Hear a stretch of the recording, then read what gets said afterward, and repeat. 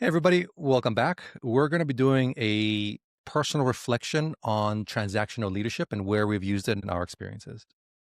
I was in a culture and an environment where we we held people not necessarily to the outcomes. The way we had to hold them accountable was to the behavior. So our approach to this transactional leadership was observing behaviors of our sales team, what they said to the customer, what kind of lifestyle questions they asked them. There was always a process of how to approach it. And what we did is basically we would role model how to do it. Then we would do it together with them, role play with them on how to do sales basically. And then they would be with a customer and they would observe it from afar away and then we'd give them feedback and stuff. But it was transactional in the sense that the behavior had to be there.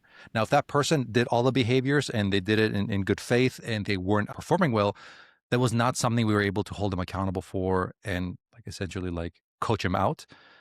But then again, if the person did the behaviors, the outcome ended up happening. Uh, I definitely have utilized this style in my career, and I actually have had this style experience in myself as an employee as well.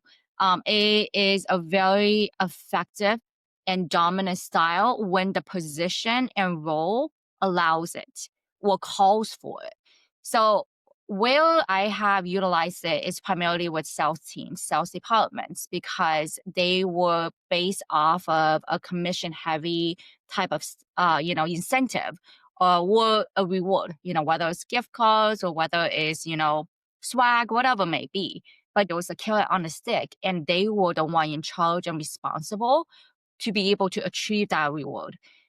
So for short-term and long-term goals, especially when it comes down to sales, having that reward and having something for people to approach and utilize was very effective. We had to be able to hit some big goals, and they are one of the anchors of our company at the time because they would ultimately was driving 20-30% revenue for the company. So being able to hit the goals month over month was critical for us. And the way we were able to build that culture within this department is the fact that we were able to give that transactional style. We were able to say, hey, if you achieve this milestone, you receive X. And if you go above here, you receive Y. So it is very, very effective.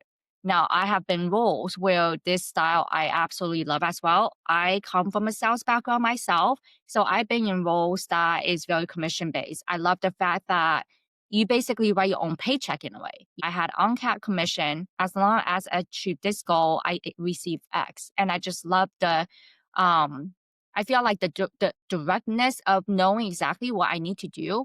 I never had to question my role. It was pretty simple.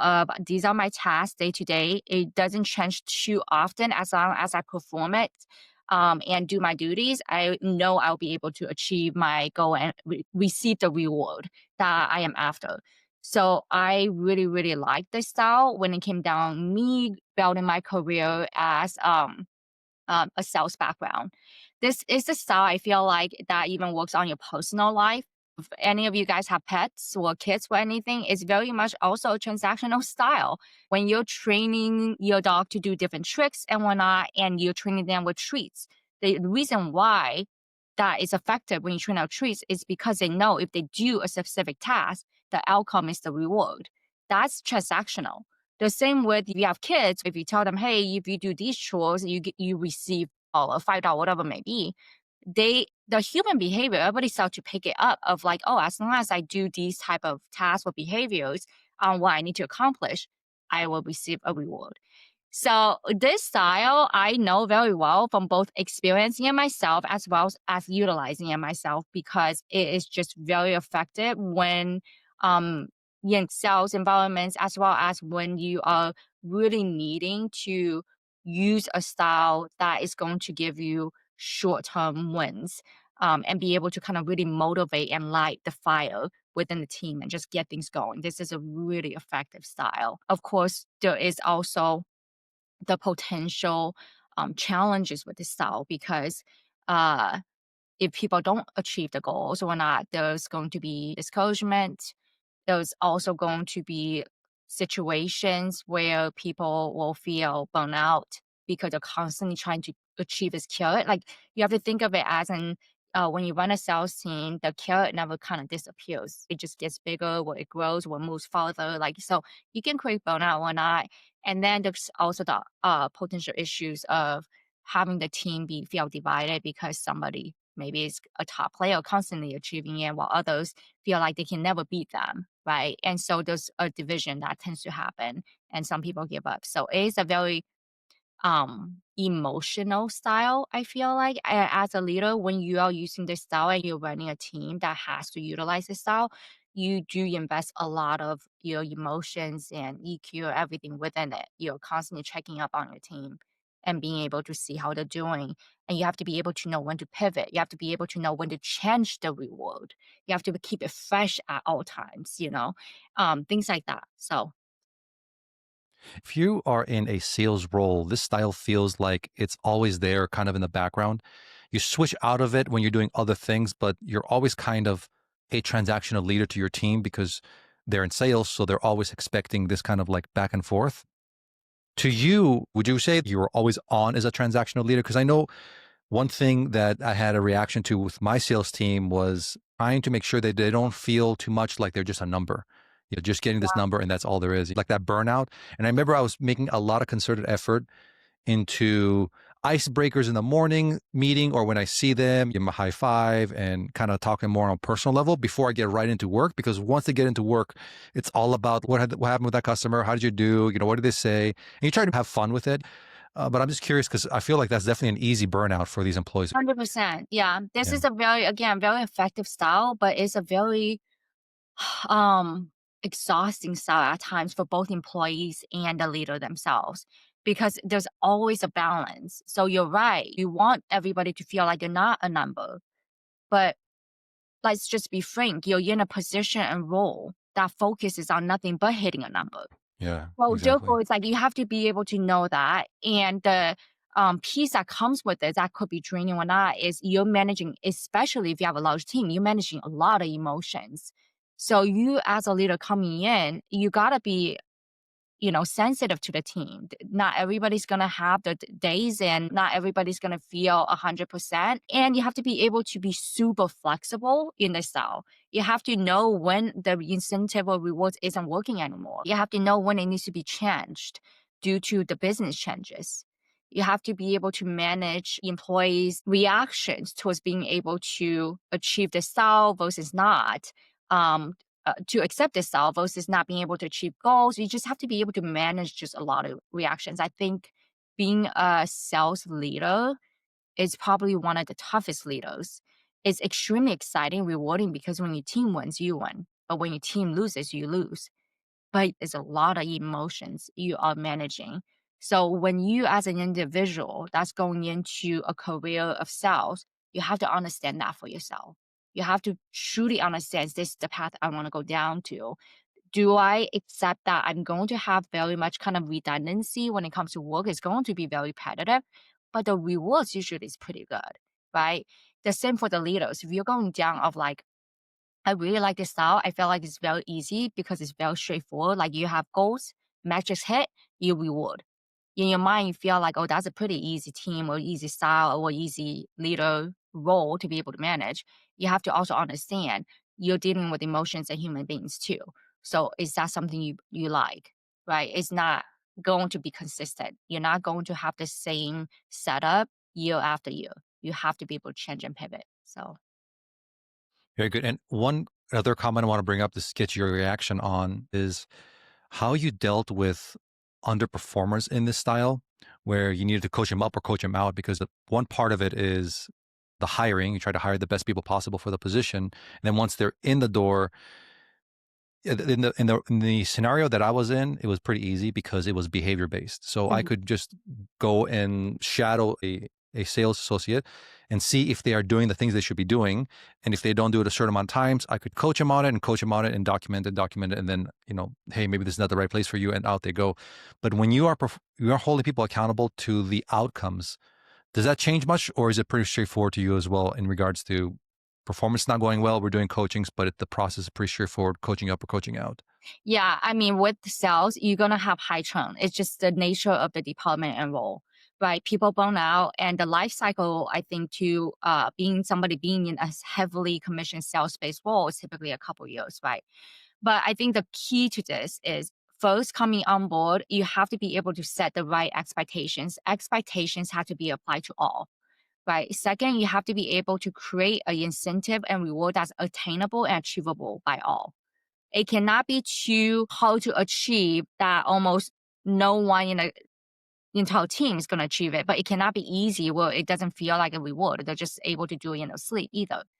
So the best setup with this is when you first coming on, you're going to understand the business and you're going to be able to see what level of starting point of incentive you need to hit. You have the every company have the minimal goals they have to hit. They have to be able to achieve this to survive, and then you can be able to start building a structure and be able to have like challenges with people that's able to kind of try to achieve a higher up of a goal. When it comes down to managing performance, because this is sales, it's very metrics driven, it's pretty easy to be able to manage up and out. Just because you'll know who's going to be your A players, B players, C players, and whatnot, and you know what type of team you're going to need. You sometimes may need to have a balance of mix, but in reality, you'll be able to see, oh, well, if majority of the team is able to hit X goal within month over month, and you say you have a few of the players that isn't, then you should understand at that point, maybe it's the wrong role. Maybe they're not able to hit it. Or maybe, truthfully, it just isn't a fit, right? Ideally, you'll give them the opportunity. What we did and what I did in past is I typically give it just depending on the urgency, well, from like a couple weeks to even like 1 to 2 month of performance evaluation, right? So for example, if I say, hey, in this month one, you didn't hit your goal, it's okay. I see how close, how far you got to it. And then you do training on like what can you do better to try to get to it. And then if they are putting the effort and the training and practice and not hitting it in month, two, then you're kind of having a final discussion with them. Oh, okay. At this point, we're gonna have to talk about maybe this is the wrong role for you and be able to manage out. Right. So I feel like timeline wise, it's going to be very much up to you and the company's policy and the time and risk that the company is able to afford. But the process of being able to measure out or up based off metric is going to be the same.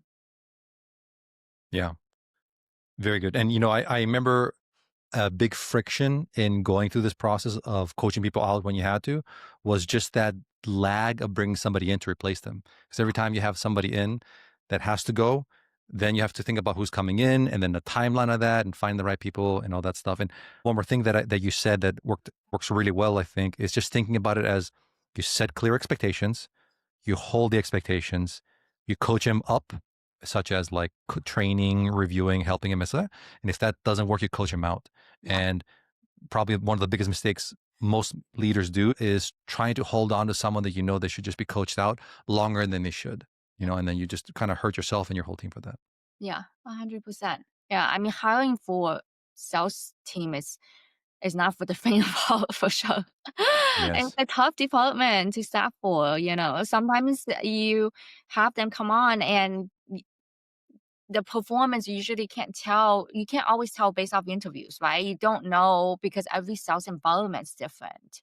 Every goal is different, and there's different type of sales. There's even sales itself has transactional sales versus consultative sales. So it's very difficult to be able to see somebody's true experience until they come in, give them a couple weeks or so time to perform, and then you're able to see, oh man, are they the right salesperson for this sales role? On top of the culture, on top of the incentive, and on top of the long term, requirement of this duty. It's just a lot to Yeah. manage. Yeah. And they're the most dynamic personalities. So, Yeah. Because they're sales by nature. So they're really good at selling themselves on like, the resume or whatever it may be. And usually they're valid. pretty like great when it comes down to like being able to click with you on interviews and whatnot. So, but to be very effective in sales, um, whether somebody's good of a sales representative or a salesperson or not, having the transactional style of the reward at the end will always boost any outcome by 5, 10, 15%, just depending on your company role. But then again, we talked about this. Sometimes you're in an organization or you're in a position that does not allow these type of leadership style to be utilized. And that's just purely the case. You may feel like you're in a company where you're like, oh, I run this department and I know I can increase sales or revenue or boost performance by 10% if I utilize this. But unfortunately, due to compliance or due to company policy, you can't. And that's just reality of it as well. So Great.